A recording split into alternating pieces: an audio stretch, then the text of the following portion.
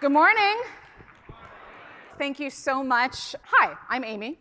I am a quantitative futurist and the Chief Executive Officer of the Future Today Institute. There is no way to predict the future. The math doesn't work out. However, my job is about preparations. So I use data and evidence to figure out where are signals and trends. Then I use pattern recognition to try to figure out what's influencing the future, but how does this all turn out? So this is really about strategy more than it is about predictions. I'm a professor of strategic foresight at New York University's Stern School of Business. Third is that I get to collaborate on shows and films that are set in the futures. Now, let's talk about you. First, you are futurists, all of you. So that's the good news. Here's the bad news. This is a scary one this year. So what we have to figure out how to do is to focus our attention correctly. We have to train our eyes to look for new patterns, not by tracking individual points, but the convergences between the information. So here's the plan for today. I'm going to go through 35 trends. There are convergences that are happening with these trends. Then I'll have scenarios at the end of each section. We're going to use a tool together that is called Atom. That is the wrong Atom. This Atom. This is a tool called Act, Decide, Monitor. Here's the key insight. The internet as we know it is gone. The implication, everything is information. In the 1990s, this thing got built called the World Wide Web, which allowed people to browse the internet.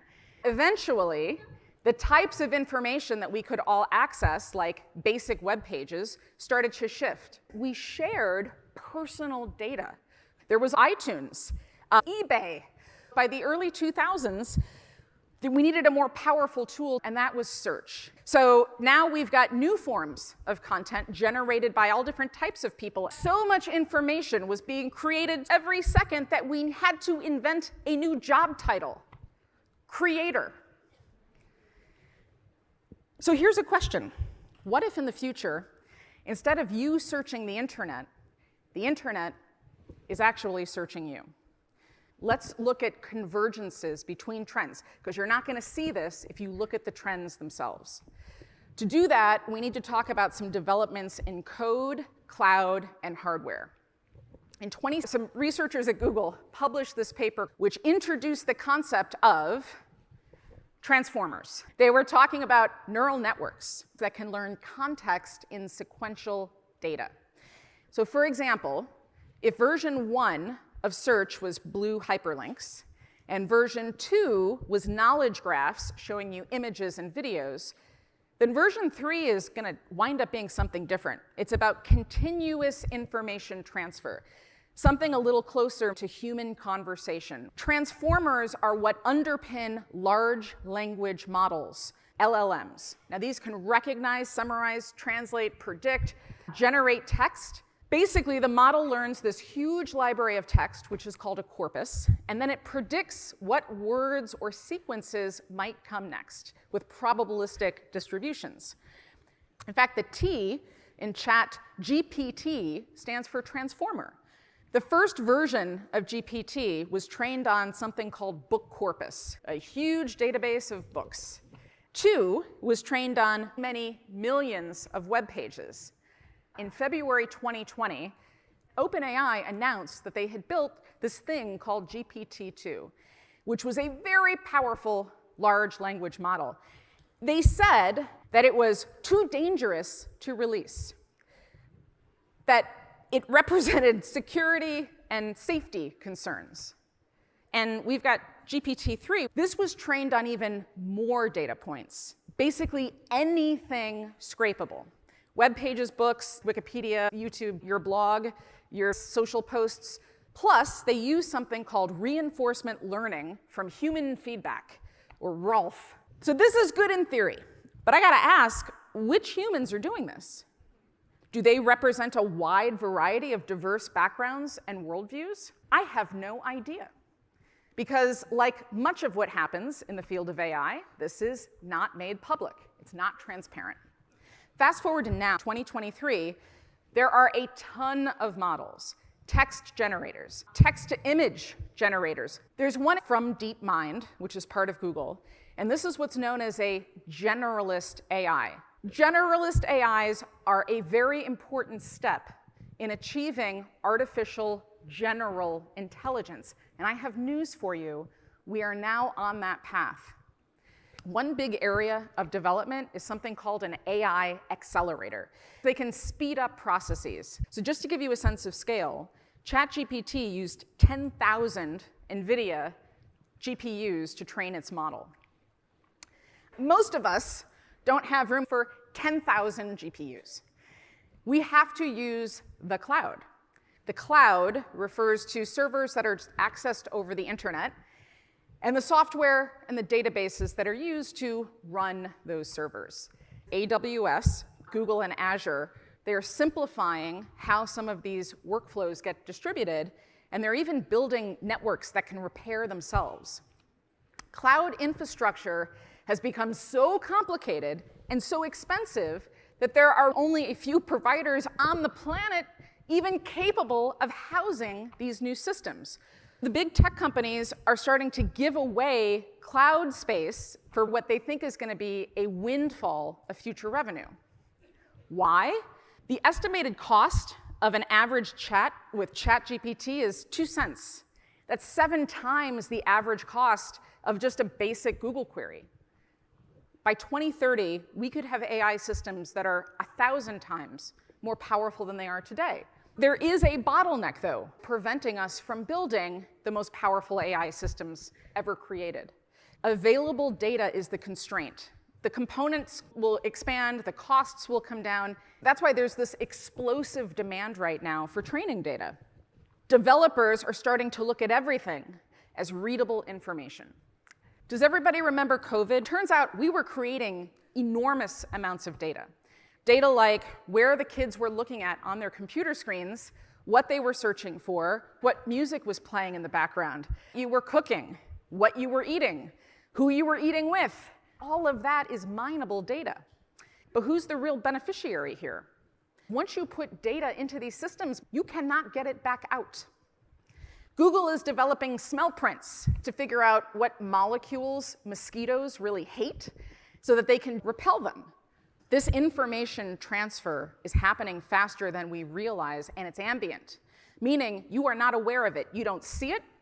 We are currently in a text-to-everything moment, but we are in a transition that I think is going to last somewhere between 2 and 3 years. This creates a huge vulnerability for news organizations who rely on search, for marketers, for companies, anybody out there that relies on discoverability. This is a problem for you.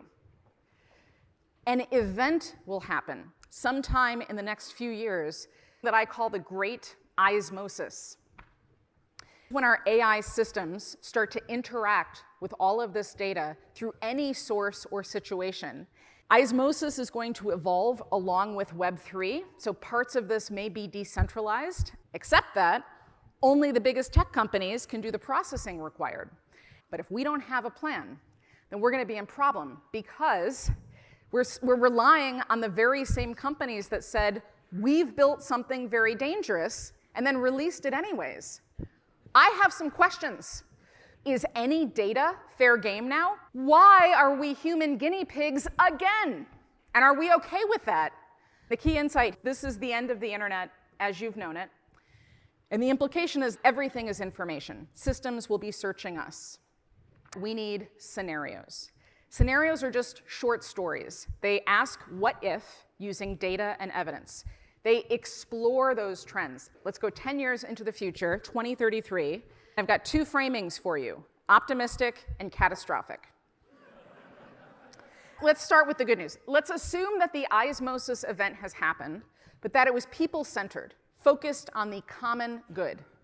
Cloud providers and AI models weren't walled off. We put an emphasis on multi-cloud systems so that no one tech company could concentrate all of its power. We mandated transparency in our models so that we knew exactly how they're being trained, and also who was doing that human reinforcement learning. We were given the choice to opt in to sharing our data. And you just say, I want to watch Friends, and then voila, it shows up on your screen. That crazy Google project with the mosquitoes, so most people have a device at home that can generate a scent print on demand that'll repel mosquitoes. Now take a trip to the other side. We weren't prepared for the osmosis event. Information now chases you around like a lawyer who chases ambulances.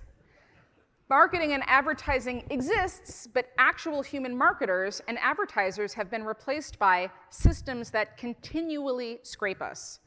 Aggressive data scraping led to the death of search and the birth of aggressive curation and recommendation. When you go to watch Friends, you can't easily choose what episode that you want to see.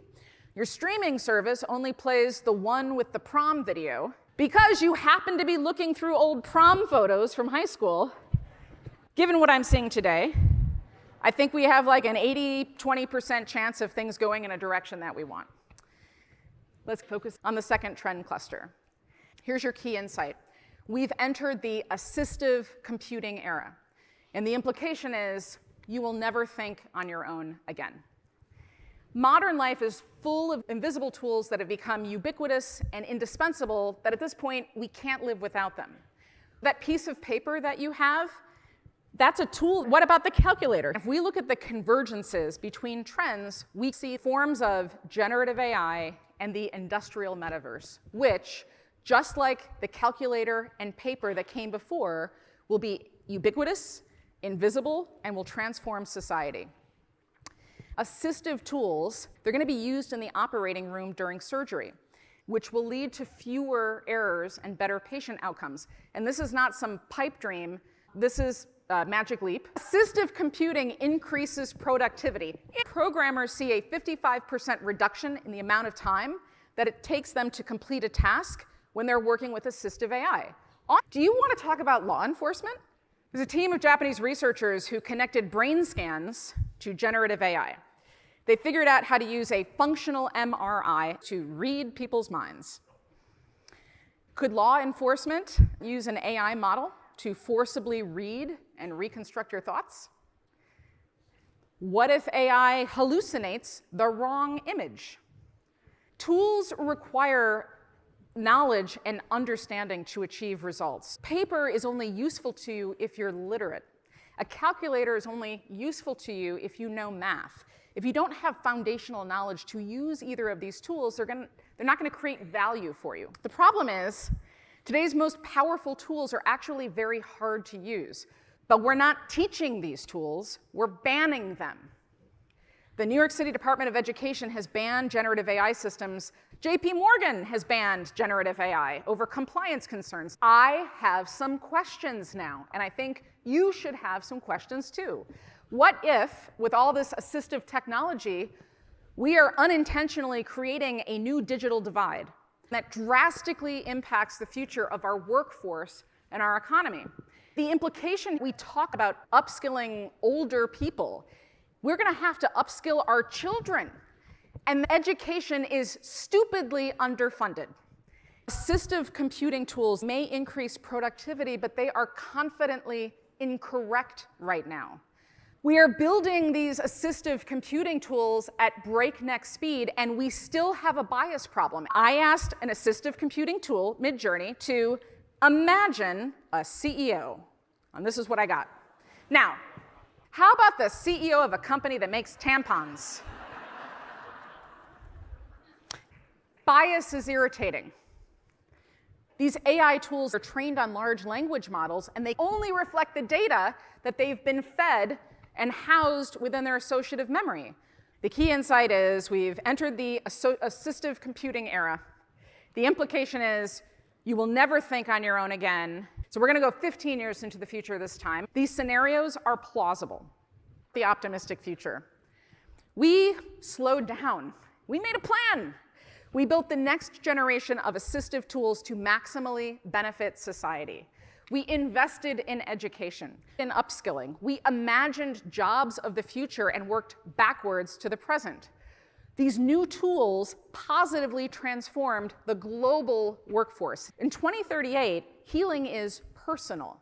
Brick and mortar hospitals have been replaced by local surgical hubs, which means that people in remote areas still have access to very high quality care.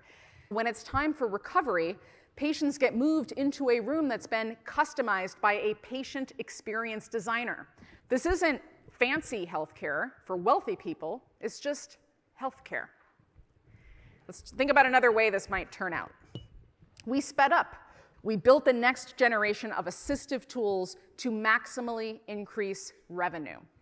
We wound up with a colossal, multi-dimensional digital divide. Everybody else who didn't learn the tools, they are now so far behind that there's really nothing we can do to get them caught up. Assisted workers are in high demand. That's people in the trades. Tradespeople now feel very empowered, and the answers are in front of them, and we have way too many knowledge workers who don't have the right training.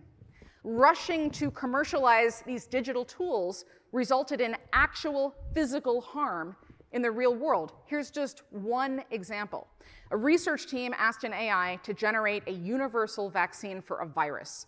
AI determined that viruses mutate in humans, and having fewer humans would cause less mutations. It determined the most efficient way to achieve its goal was to develop a vaccine that also decreased fertility, so that there would be fewer humans to deal with in the future. I think there's like a 50-50% chance. Either one of these could go either way. Listen, I'm actually very hopeful for our futures. And that's because of you, because we all want a better future. I made you a digital swag bag. So it's a Dropbox folder, and there is a ton of stuff in it for you. How-to guides to help you get started with strategic foresight. I put this presentation in that folder. We have a lot of work to do together, and we need to continue forward what we started here today. Thank you. I will see you next year.